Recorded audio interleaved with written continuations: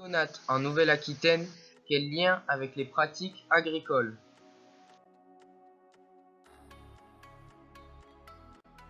Les odonates, plus communément appelés libellules, sont des insectes volants, prédateurs généralement observés au bord des milieux aquatiques.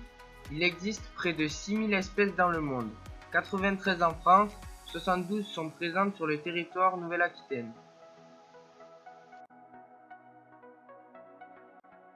En Europe, ce groupe est représenté par deux sous-ordres, les zygoptères ou demoiselles. Les zygoptères sont des espèces de petite taille au corps fin, leur vol est relativement lent.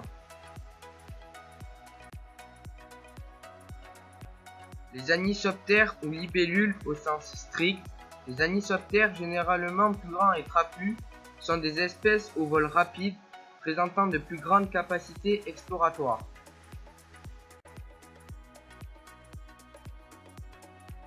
Le cycle de vie des odonates comprend deux stades, un état larvaire en milieu aquatique, une vie aérienne pour les adultes appelée imago.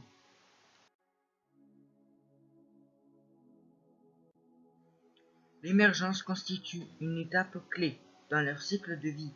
La larve sort de l'eau pour effectuer sa métamorphose sur un support émergé, pierre végétation.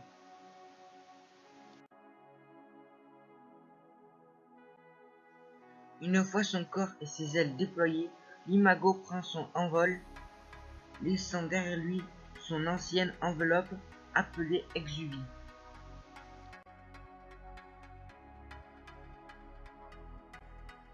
Mares, étangs, lagunes, rivières sont autant d'habitats essentiels pour la reproduction et la chasse des imagos.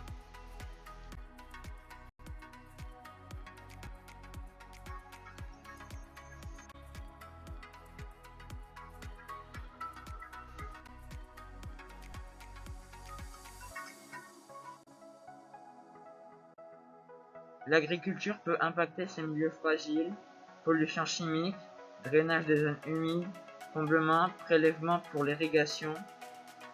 39% des libellules sont affectées par la pollution domestique.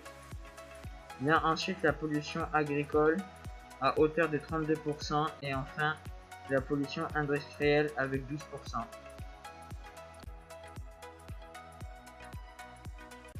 Les conditions de préservation du milieu telles que la mise en défense de mares d'abreuvement, le maintien de végétation aquatique très important pour la ponte, le respect d'une pente douce et d'un enherbement de la berge, au moins 5 mètres pour favoriser l'émergence des larves et limiter les pollutions de l'eau liées au ruissellement, sont favorables au maintien des odonates.